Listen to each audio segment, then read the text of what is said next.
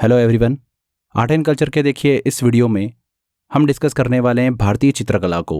Important topic है, जितनी भी देखिए इम्पॉर्टेंट इन्फॉर्मेशन है वो सारी हम इन्फॉर्मेशन देखिए इस टॉपिक के अंदर कवर करने वाले हैं। साथ ही में हम लास्ट में देखिए कुछ इंपॉर्टेंट क्वेश्चंस भी सॉल्व करेंगे, जिससे आपको आइडिया लगेगा कि किस तरीके से क्वेश्चन जो है वो इस टॉपिक से एग्जाम में पूछे जाते हैं। जितनी भी इन्फॉर्मेशन मैं आपको देखिए इस टॉपिक में दे रहा हूँ, अगर आप उतनी इन्फॉर्मेशन अच्छे से कंप्लीट कर लेते हो तो इस टॉपिक से क्वेश्चन एग्जाम में पूछेंगे, कभी भी आपका क्वेश्चन गलत नहीं होगा। तो अच्छे से फोकस होकर देखिए इस टॉपिक को कंप्लीट करिएगा। चलिए स्टार्ट करते हैं हमारे सेशन को। देखिए फ्रेंड्स, देखिए चित्रकला पेंटिंग को हम डिस्कस कर रहे हैं। तो क्या होती है चित्रकला? देखिए किसी भी वास्तविक या फिर काल्पनिक वस्तु को मूर्त के रूप में, मतलब उसके आकार या रूप में अगर प्रस्तुत करा जाता है उसको, तो उसे ही क्या कहा जाता है? चित्रकला कहा जाता है। ठीक है। भारत में चित्रकला का इतिहास जो है वो बहुत ही पुराना है। भारत में जो चित्रकला है वो पाषाण काल से ही प्रारंभ हो जाती है। पाषाण काल में चित्रकला के जो साक्ष्य है वो गुफाओं, मंदिरों से देखने को मिलते हैं। धीरे धीरे चित्रकला का विकास जो है वो मुगल काल में देखिए आते आते अपने उच्चतम स्तर पर पहुंच जाता है। फिर आगे ब्रिटिश काल में चित्रकला में देखिए कोई भी विकास जो है वो हमको देखने को नहीं मिलता है। इस टॉपिक को फ्रेंड्स हम देखिए 3 भाग में पढ़ने वाले हैं: प्राचीन काला की चित्रकला, मध्यकालीन चित्रकला और लोक चित्रकला। प्राचीन कालीन चित्रकला भी देखिए, जिसमें हम पाषाण कालीन चित्रकला और गुफा चित्रकला को डिस्कस करेंगे। मध्यकालीन चित्रकला के अंदर हम मुगल कालीन चित्रकला, जिस समय देखिए चित्रकला बिल्कुल अपने उच्चतम स्तर पर थी, उस भाग को डिस्कस करेंगे, एंड राजपूत कालीन चित्रकला को। तो इस तरीके से देखिए हम ये टॉपिक को कंप्लीट करने वाले हैं। चलिए फ्रेंड्स शुरुआत करते हैं देखिए एक एक करके इसको। चित्रकला के प्रमाण की बात करते हैं हम। तो चित्रकला के देखिए पहले प्रमाण या साक्ष्य जो है वो हमें देखिए वात्स्यायन द्वारा लिखित एक ग्रंथ कामसूत्र में देखने को मिलते हैं। इस ग्रंथ में 64 कलाओं का उल्लेख जो है वो देखने को मिलता है। भारतीय चित्रकला की बात करते हैं तो मुख्य रूप से आध्यात्मिक, आदर्शवादी और प्रतीकात्मक होती हैं, जो कि भारतीय चित्रकला की विशेषताएं। भारतीय चित्रकला के प्रकार की बात करते हैं तो देखिए 2 प्रकार की है, एक भित्ति चित्रकला और एक लघु चित्रकला। अब भित्ति चित्रकला और लघु चित्रकला क्या होती है इसको भी हम देखिए समझते हैं। भित्ति चित्रकला सबसे पुरानी चित्रकला है।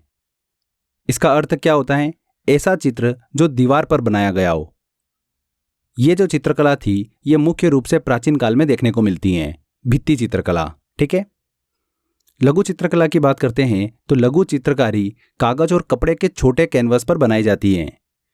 ये चित्रकला मुख्य रूप से मध्यकाल और वर्तमान में देखने को मिलती हैं, लघु चित्रकला। ठीक है। तो ये 2 टाइप की देखिए भारतीय चित्रकला है। अब हम शुरू करते हैं सबसे पहले प्राचीन काल की चित्रकला से। तो फ्रेंड्स, भारत की देखिए लगभग सभी गुफाओं में प्राचीनतम चित्रकलाएं जो है वो देखने को मिलती हैं। गुफाओं की चित्रकारी जो है उसे देखिए मुख्य रूप से भित्ति चित्रकारी कहा जाता है। भारत में गुफा चित्रों का विकास जो है ये पाषाण काल से ही प्रारंभ हो जाता है, जब मानव जो था वो गुफाओं में रहा करता था। भारत में गुफा चित्र जो है लगभग 10,000 वर्ष पहले की भीमबेटका गुफा जो कि मध्य प्रदेश में है, अजंता और एलोरा की गुफाएं जो कि महाराष्ट्र में है, वहां पर हमको देखने को मिलती हैं। देखिए इन गुफाओं की पेंटिंग को फ्रेस्को पेंटिंग का उपयोग करके दर्शाया गया था। फ्रेस्को जो है ये एक तकनीक है जिसमें सतह की दीवार को चूने के प्लास्टर की एक पतली परत के साथ देखिए लेपित किया जाता है। जब वो सतह जो होती है वो गीली होती है, तब उस पर पेंट रंगीन पानी के साथ किया जाता है। तो ये चीज़ भी ध्यान रखिएगा। फ्रेस्को तकनीक क्या होती है? फ्रेस्को तकनीक का उपयोग करके ही देखिए गुफाओं की पेंटिंग को दर्शाया गया था। इसके बाद फ्रेंड्स हम बात करते हैं मध्यकालीन चित्रकला। देखिए एग्जाम में जो क्वेश्चन है वो आपको मध्यकालीन चित्रकला और लोक चित्रकला से ही देखने को मिलेंगे। मध्यकालीन चित्रकला की बात करते हैं तो जैसे स्टार्टिंग में हमने पढ़ा था कि 2 टाइप की देखिए चित्रकला देखने को मिलती हैं, भित्ति चित्रकला और लघु चित्रकला। तो मध्यकालीन चित्रकला में हमको फ्रेंड्स लघु चित्रकला जो है वो देखने को मिलती हैं। लघु चित्रकला का विकास जो है वो 8वीं और 12वीं शताब्दी के बीच में हुआ है। शुरुआत में लघु चित्रकारी ताड़पत्र या फिर चर्म पत्र पर बनाई जाती थी, फिर बाद में देखिए कागज का उपयोग जो है वो किया जाने लगा। मध्यकाल में देखिए अगर हम मुगल काल की बात करते हैं फ्रेंड्स, तो मुगल चित्रकला फारसी और भारतीय शैली का मिश्रण थी। मुगल काल में चित्रकला का विकास जो है वो सर्वाधिक हुआ था। ये एग्जाम में देखिए क्वेश्चन पूछा जाता है, ध्यान रखिएगा। अगर मुगल काल में देखिए हम कुछ इंपॉर्टेंट शासकों की बात करें तो सबसे पहले अगर हम बात करते हैं बाबर की, तो बाबर ने चित्रकला के विकास में ज़्यादा सहयोग जो है वो प्रदान नहीं किया था, परंतु बाबर ने फारसी कलाकार बेहजाद को संरक्षण दिया था। इसके बाद देखिए मुगल काल के अगले शासक की बात करते हैं हुमायूं की। तो भारत की मुगल चित्रकला जो है वो हुमायूं के शासनकाल के दौरान ही विकसित हुई है। सूर्यवंश की देखिए समाप्ति के बाद जब हुमायूं भारत लौटा था तो वो अपने साथ दो फारसी महान कलाकार अब्दुल समद और मीर सैयद को लाया था। इन दोनों कलाकारों ने मुगल चित्रकला के विकास में बहुत ही ज़्यादा योगदान दिया था। चित्रकला की मुगल शैली का सबसे पुराना उदाहरण अगर हम देखें तो तूतिया नामक पेंटिंग जो है वो हमको देखने को मिलती है। टेल्स ऑफ अ पैरेट जो वर्तमान में कला के क्लीवलैंड संग्रहालय में स्थित हैं। इसके अलावा एक और मुगल पेंटिंग है जिसे princes of the house of Timur के नाम से भी जाना जाता है। तो ये देखिए हुमायूं के शासनकाल में चित्रकला का विकास हमको देखने को मिलता है। इसके बाद देखिए अगला शासक आता है अकबर। अकबर के समय में पहली बार भित्ति चित्रकारी की शुरुआत हुई है। अकबर ने चित्रकला के विकास के लिए तस्वीर खाना नामक देखिए विभाग की स्थापना की थी। अकबर ने भारतीय चित्रकारों को भी बढ़ावा दिया, जिसके कारण मुगलकालीन लघु चित्रकला पर भारतीय प्रभाव हमको देखने को मिलता है। अकबर के शासनकाल में दरबारी चित्रकला पर बहुत ही ज़्यादा जोर दिया जाता था।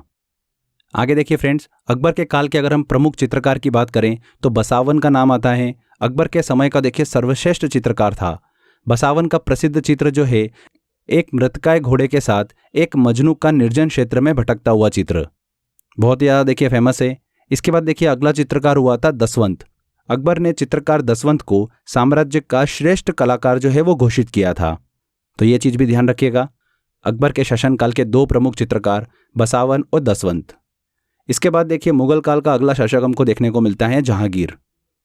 मुगल सम्राट जहांगीर के समय में चित्रकारी जो थी वो अपने देखिए बिल्कुल चरमोत्कर्ष पे थी, मतलब अत्यंत उन्नति पर थी। जहांगीर ने आगारजा के नेतृत्व में आगरा में एक चित्रशाला की स्थापना की थी। जहांगीर जो था वो चित्रकला का बड़ा ही कुशल जानकार था। जहांगीर के समय को चित्रकाल का स्वर्णकाल कहा जाता है। वेरी वेरी इंपॉर्टेंट पॉइंट है, एग्जाम में क्वेश्चन पूछा जाता है कि मुगल काल के किस शासक के समय को चित्रकला का स्वर्णकाल कहा जाता है। तो ध्यान रखिएगा जहांगीर के समय को। जहांगीर के समय के प्रमुख चित्रकारों की बात करते हैं हम तो उसमें देखिए फारूक बेग, मंसूर, अबुल हसन, इन सब का नाम जो है हमको देखने को मिलता है। इनमें देखिए अगर हम अबुल हसन की बात करते हैं तो अबुल हसन ने तुजुके जहांगीर के मुख्य पृष्ठ के लिए एक चित्र बनाया था। अबुल हसन ने मुगल शैली के विश्व प्रसिद्ध चित्र बैलगाड़ी का चित्र जो है वो बनाया था, जो कि बहुत ही ज़्यादा प्रसिद्ध हैं। एग्जाम में देखिए यहाँ से क्वेश्चन पूछा गया था। इसके बाद उस्ताद मंसूर की बात करते हैं। उस्ताद मंसूर जो थे वो देखिए दुर्लभ पशुओं, पक्षियों और अनोखे पुष्पों के चित्र जो है वो बनाया करते थे।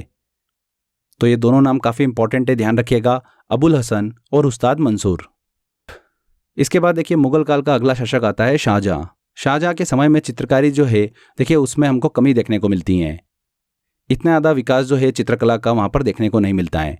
अगर शाहजहां के देखिए प्रमुख चित्रकार की बात करें तो अनूप, मीर हासिम, चिंतामणि, ये उस समय के देखिए चित्रकार हुआ करते थे। लास्ट में देखिए इसके बाद हम बात करते हैं औरंगजेब की। औरंगजेब ने देखिए चित्रकला को इस्लाम के विरुद्ध मानकर बंद करवा दिया था, जिसके बाद भारत में क्षेत्रीय चित्रकला का विकास हुआ। क्षेत्रीय चित्रकला का विकास जो है वो हमको पहाड़ी इलाकों में देखने को मिलता है। साथ ही साथ इसी दौरान हमको राजपूतकालीन चित्रकला का भी विकास देखने को मिलता है, जो चित्रकला वर्तमान में लोक चित्रकला का रूप ले चुकी है। तो ये हमने देखिए मुगल कालीन चित्रकला को अच्छे से डिस्कस किया। इसके बाद देखिए हम बात करते हैं अब राजपूतकालीन चित्रकला की। ये भी काफ़ी इंपॉर्टेंट है। राजपूतकालीन चित्रकला की बात करते हैं तो 16वीं और 17वीं शताब्दी के दौरान देखिए इसका विकास हमको देखने को मिलता है। राजपूत चित्रकला दो प्रकार की थी, एक भित्ति चित्रकला और दूसरी साधारण चित्रकला। राजपूत काल की चित्रकला की दो प्रसिद्ध शैलियाँ थी, एक मेवाड़ शैली और दूसरी थी नाथद्वारा और कंकरोली शैली। मेवाड़ शैली की बात करते हैं तो मेवाड़ शैली में दरबारी दृश्य, शिकार के दृश्य, राजाओं और राजकुमारों के चित्र जो है वो बनाए जाते थे। जबकि नाथद्वारा और कंकोरी शैली की बात करते हैं तो ये चित्रकला जो थी वो मुख्य रूप से धर्म पर बेस्ड थी, मतलब इसका विषय जो था वो धार्मिक हुआ करता था। लास्ट में देखिए एक इंपॉर्टेंट चीज़ और, जैसा कि मैंने आपको बताया था कि औरंगजेब के देखिए समय के दौरान क्षेत्रीय चित्रकला का विकास जो है पहाड़ी इलाकों में देखने को मिलता है। तो वहाँ पर देखिए एक शैली जो थी कांगड़ा शैली, ये बहुत ही ज़्यादा प्रचलित थी। मुगल काल के अंतिम भाग में देखिए ये शैली जो है वो प्रचलित थी। कांगड़ा शैली का सबसे प्रसिद्ध चित्रकार जो था वो कौन था? भोलाराम था। ये जो शैली थी मुख्य रूप से पहाड़ी इलाकों में की जाती थी। तो ये चीज़ भी ध्यान रखिएगा। आगे देखिए फ्रेंड्स, हम बात करते हैं अब लोक चित्रकला की। लोक चित्रकला क्या होती है? देखिए काफ़ी इंपॉर्टेंट है, बहुत सारे एग्जाम में क्वेश्चन जो है वो इस भाग से भी पूछे जाते हैं। तो लोक चित्रकला क्या होती है? देखिए, किसी भी क्षेत्र या स्थान की जातियों या फिर जनजातियों में पीढ़ी दर पीढ़ी चली आ रही परंपराओं कलाओं को लोक कला कहा जाता है। लोक चित्रकला सामान्यतः जो पौराणिक कथाएं हैं और प्रकृति के जो मूल विषय हैं उन पर आधारित होती हैं। तो भारत के देखिए अलग अलग राज्यों में अलग अलग हमको देखिए लोक चित्रकला जो है वो देखने को मिलती हैं। चलिए स्टेट वाइज हम इसको अच्छे से डिस्कस कर लेते हैं। देखिए सबसे पहले हम बात करते हैं मध्य प्रदेश और छत्तीसगढ़ की। तो मध्य प्रदेश और छत्तीसगढ़ में जो हमको लोक चित्रकला देखने को मिलती हैं वो है गोंड चित्रकला। गोंड चित्रकला प्राकृतिक रंग, चारकोल, रंगीन मिट्टी, पौधे के रस और गाय के गोबर से बनाए जाते हैं। इस चित्रकला के दौरान पूरा चित्र जो है वो छोटी छोटी बिंदुओं और रेखाओं से बनाया जाता है। तो ध्यान रखिएगा, गोंड चित्रकला मध्य प्रदेश और छत्तीसगढ़ में देखने को मिलती हैं। इसके बाद देखिए अगला स्टेट हम डिस्कस करते हैं ओडिशा। ओडिशा में हमको देखने को मिलती है पट्ट चित्रकला। इंपॉर्टेंट है, देखिए पट्ट चित्रकला ओडिशा की एक प्रसिद्ध चित्रकारी है। पट्ट चित्र में भगवान जगन्नाथ और कृष्ण के बाल रूप की शक्तियों को चित्रित किया जाता है। ध्यान रखिएगा, पट्ट चित्रकला का संबंध है ओडिशा से। इसके बाद दक्षिण भारत की बात करते हैं तो वहां पर हमको देखिए मैसूर चित्रकला जो है वो देखने को मिलती है। मैसूर चित्रकला दक्षिण भारत की एक महत्वपूर्ण शास्त्रीय चित्रकला है जिसका उद्गम जो है वो मैसूर के आसपास हुआ। ये जो चित्रकला है मुख्य रूप से हिंदू धर्म के देवी देवताओं और पौराणिक कथाओं पर आधारित होती है। तो ध्यान रखिएगा, मैसूर चित्रकला जैसे कि नाम से स्पष्ट है दक्षिण भारत से देखिए संबंधित हैं। अब देखिए दक्षिण भारत के ही 3 देखिए हम स्टेट कवर करते हैं, तमिलनाडु, तेलंगाना और आंध्र प्रदेश। तमिलनाडु में हमको देखने को मिलती है तंजौर, जिसे तंजावुर चित्रकला के नाम से भी जाना जाता है। तेलंगाना में हमको देखने को मिलती है चेरियाल स्क्रॉल पेंटिंग, जो कि भारत के हैदराबाद राज्य से संबंधित हैं। और आंध्र प्रदेश की देखिए बहुत ज़्यादा प्रसिद्ध कलमकारी चित्रकला, जो कि एक हस्तकला का प्रकार है जिसमें हाथ से सूती कपड़े पर रंगीन ब्लॉक से छाप बनाई जाती हैं। तो ये 3 स्टेट की देखिए चित्रकला भी ध्यान रखिएगा, तमिलनाडु की तंजौर चित्रकला, तेलंगाना की चेरियाल पेंटिंग और आंध्र प्रदेश की कलमकारी चित्रकला। इसके बाद देखिए हम बात करते हैं पश्चिम बंगाल की। तो पश्चिम बंगाल में हमको देखने को मिलती है कालीघाट चित्रकला। कालीघाट चित्रकला का जन्म जो है वो 19वीं सदी में देखिए पश्चिम बंगाल के कोलकाता में काली मंदिर के आसपास हुआ है। इस चित्रकला में कपड़े या पत्ते का देखिए कैनवास के रूप में उपयोग होता है। इस चित्रकला में देवी देवताओं के चित्र, साथ ही रामचरितमानस की कहानी के चित्र जो है वो बनाए जाते हैं। तो ध्यान रखिएगा, कालीघाट चित्रकला पश्चिम बंगाल से संबंधित है। इसके बाद देखिए आता है अगला हमारा Bihar. Very very important, exam में देखिए क्वेश्चन पूछा गया था। मधुबनी चित्रकला, जिसे मिथिला चित्रकला के नाम से भी जाना जाता है। ये मधुबनी और मिथिला चित्रकला जो है ये नेपाल के मिथिला राज्य और भारत के बिहार राज्य में बहुत ही ज़्यादा प्रसिद्ध हैं। ये पेंटिंग जो है मिट्टी और गाय के गोबर से बनाई जाती हैं। इस चित्रकला में हिंदू धर्म के देवी देवताओं के चित्र जो है वो बनाए जाते हैं। तो ध्यान रखिएगा, मधुबनी या फिर मिथिला चित्रकला जो है ये बिहार से संबंधित हैं। नेक्स्ट स्टेट आता है हमारा देखिए राजस्थान। राजस्थान में हमको देखने को मिलती है फड़ चित्रकला। फड़ चित्रकला जो है ये देखिए राजस्थान की बहुत ही प्रसिद्ध चित्रकला है, जिसमें पारंपरिक रूप से कपड़े के एक छोटे टुकड़े को कैनवस के रूप में उपयोग किया जाता है। इसी को देखिए फड़ कहा जाता है। तो ध्यान रखिएगा फ्रेंड्स, फड़ चित्रकला का संबंध है राजस्थान से। नेक्स्ट देखिए चित्रकला जो कि बहुत ही इंपॉर्टेंट है, पिथोरा चित्रकला। ये चित्रकला जो है गुजरात और मध्य प्रदेश में देखने को मिलती हैं। ये गुजरात और मध्य प्रदेश के राठवास और भील जनजाति के लोगों का पारंपरिक चित्रकला है, पिथोरा चित्रकला। इसके बाद देखिए अगला आता है थांका चित्रकला। ये चित्रकला जो है ये पहाड़ी क्षेत्र में देखिए देखने को मिलती हैं। भगवान बुद्ध के जीवन और उनकी शिक्षाओं पर आधारित एक चित्रकला है, जिसे क्या कहा जाता है, थांका या फिर थंका चित्रकला के नाम से जाना जाता है। वर्तमान में ये चित्रकला जो है मुख्य रूप से जम्मू कश्मीर, लद्दाख, हिमाचल प्रदेश, सिक्किम, अरुणाचल प्रदेश इसमें बहुत ज़्यादा प्रचलित हैं। ध्यान रखिएगा, इंपॉर्टेंट है। लास्ट में देखिए ओडिशा की एक और इम्पॉर्टेंट पेंटिंग है सोरा पेंटिंग। इसको भी ध्यान रखिएगा। सोरा पेंटिंग जो है भारत में उड़ीसा राज्य के सोरा आदिवासियों से जुड़ी देखिए दीवार भित्ति चित्रों की एक शैली है। इंपॉर्टेंट है, ध्यान रखिएगा, सोरा पेंटिंग ओडिशा से संबंधित है। तो ये देखिए हमने अलग अलग स्टेट की इंपॉर्टेंट लोक चित्रकला को डिस्कस किया। एग्जाम में देखिए बहुत सारे क्वेश्चन जो है डायरेक्टली यहाँ से पूछे जाते हैं कि मधुबनी चित्रकला का संबंध जो है वो किस राज्य से हैं, तो बिहार से हैं। पिथौरा चित्रकला का संबंध किस राज्य से हैं, तो गुजरात और मध्य प्रदेश में फेमस हैं। तो ऐसे क्वेश्चन एग्जाम में पूछे जाते हैं। बहुत ही देखिए सिलेक्टेड मैंने आपको बताए हैं, सारे इंपॉर्टेंट है। इसके बाद देखिए लास्ट में भारत के कुछ प्रसिद्ध चित्रकार हम डिस्कस करेंगे। 5-6 नाम देखिए मैंने निकाले हैं जिनसे एग्जाम में देखिए अक्सर क्वेश्चन पूछे जाते हैं, तो ध्यान से देखिएगा। सबसे पहला नाम आता है राजा रवि वर्मा। देखिए केरल राज्य से संबंधित हैं। इन्होंने ही देखिए ऑयल पेंटिंग की शुरुआत की थी। इन्हें भारत में आधुनिक चित्रकला का जनक कहा जाता है। वेरी वेरी इंपॉर्टेंट, किसे कहा जाता है? राजा रवि वर्मा को। इसके बाद देखिए अगले आते हैं मकबूल फिदा हुसैन। ये महाराष्ट्र से संबंधित हैं। मकबूल फिदा हुसैन जो थे ये देखिए MF हुसैन के नाम से जाने जाने वाले एक प्रसिद्ध भारतीय चित्रकार थे। 1966 में भारत सरकार ने इन्हें पद्मश्री से सम्मानित किया था। इसका देखिए अगला नाम आता है अमृता शेरगिल का। भारत के देखिए प्रसिद्ध चित्रकारों में से एक थी। इनका जन्म जो है वो हंगरी बुडापेस्ट में हुआ था। नेक्स्ट आते हैं अवनींद्रनाथ टैगोर। ये पश्चिम बंगाल राज्य से संबंधित हैं। इन्होंने देखिए Indian society of oriental art की स्थापना करी थी। इनके द्वारा भारत माता नामक पेंटिंग जो है वो बनाई गई थी, जो कि बहुत ज़्यादा प्रसिद्ध हैं। ध्यान रखिएगा, अवनींद्रनाथ टैगोर। नेक्स्ट आते हैं जामिनी रॉय। जामिनी रॉय जो है ये प्रमुख भारतीय चित्रकार थे। इन्हें 1955 में भारत सरकार ने पद्म भूषण से सम्मानित किया था। नेक्स्ट आते हैं नंदलाल बोस। ये देखिए बिहार से संबंधित हैं। भारत के देखिए प्रसिद्ध चित्रकार जिन्हें 1954 में पद्म विभूषण से सम्मानित किया गया था। बिहार के देखिए जितने भी स्टेट एग्जाम है उसके लिए देखिए वेरी वेरी इंपॉर्टेंट है। इसके बाद देखिए लास्ट में वेरी वेरी इंपॉर्टेंट है ये भी, सतीश गुजराल। ये एक देखिए भारतीय चित्रकार, 1999 में इन्हें पद्म भूषण से सम्मानित किया गया था। सतीश गुजराल जो है देखिए मेक्सिको का लियोनार्डो द विंची पुरस्कार जो है वो दिया गया था। इन्हें ऑर्डर ऑफ क्राउन सम्मान से भी नवाजा जा चुका है। ध्यान रखिएगा, सतीश गुजराल जो है एक प्रसिद्ध भारतीय चित्रकार। तो ये हमने देखिए भारत के प्रसिद्ध चित्रकार को डिस्कस किया, जिसमें से 3 नाम वेरी वेरी इंपॉर्टेंट। बाकी अगर आप नहीं भी याद रख पाए तो एटलीस्ट 3 नाम तो आपको दिमाग में रखना है। पहला नाम राजा रवि वर्मा, जिन्हें आधुनिक चित्रकला का जनक कहा जाता है। दूसरा अवनींद्रनाथ टैगोर, जिन्होंने भारत माता नामक पेंटिंग बनाई थी। और तीसरा सतीश गुजराल, जिन्हें मेक्सिको का लियोनार्डो द विंची पुरस्कार जो है वो प्राप्त हैं। तो ये 3 नाम तो आपके दिमाग में बिल्कुल छप जाना चाहिए, ठीक है। इसके बाद देखिए लास्ट में हम डिस्कस करेंगे विश्व के प्रमुख पेंटिंग और उसके चित्रकार। तो देखिए विश्व की प्रमुख पेंटिंग जैसे कि मोनालिसा पेंटिंग आपने अक्सर देखी होगी। इसके चित्रकार कौन हैं?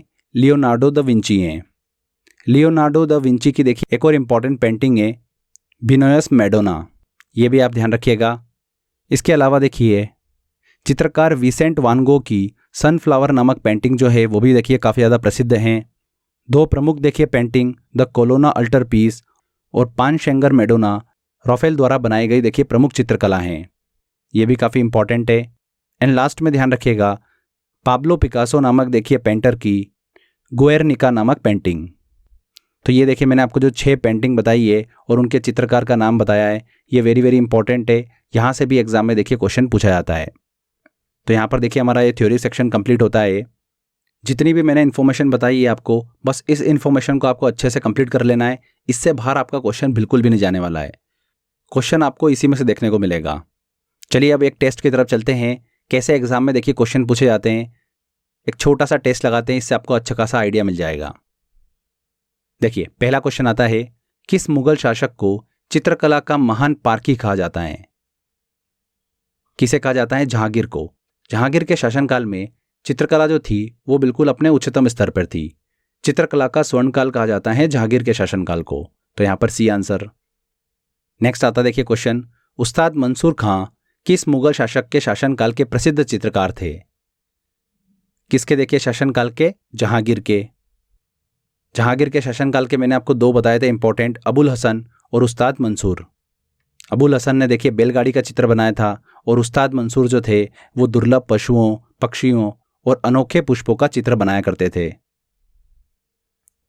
चित्रकला की मुगल शैली का प्रारंभ किया था, किसने किया था? हुमायूं ने किया था।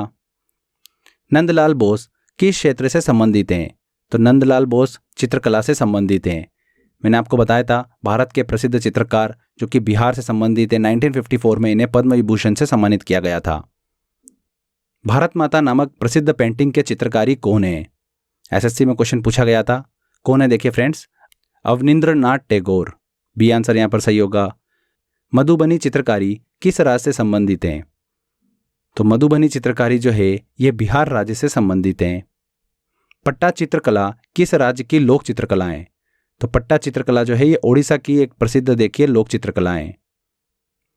भीमबेटका किसके लिए प्रसिद्ध हैं? किसके लिए प्रसिद्ध हैं? गुफाओं की शैल चित्र के लिए देखिए भीमबेटका जो है काफी ज्यादा प्रसिद्ध है। मुगल चित्रकला शैली की विशेषताएं हैं। पशु पक्षी और प्राकृतिक दृश्य बिल्कुल देखने को मिलते हैं, दरबारी चित्रण भी देखने को मिलता है, युद्ध दृश्य भी देखने को मिलते हैं। तो उपयुक्त सभी, डी आंसर यहां पर सही होगा। मोनालिसा क्या है? मोनालिसा क्या है? देखिए एक पेंटिंग है। किसने देखिए बनाई थी ये? लियोनार्डो द विंची ने देखिए इस पेंटिंग को बनाया था। मुगल शैली के देखिए विश्व प्रसिद्ध चित्र बैलगाड़ी का चित्रण किसने किया था? किसने करा था? अबुल हसन ने किया था, जो कि जहांगीर के शासनकाल के देखिए प्रमुख चित्रकार थे।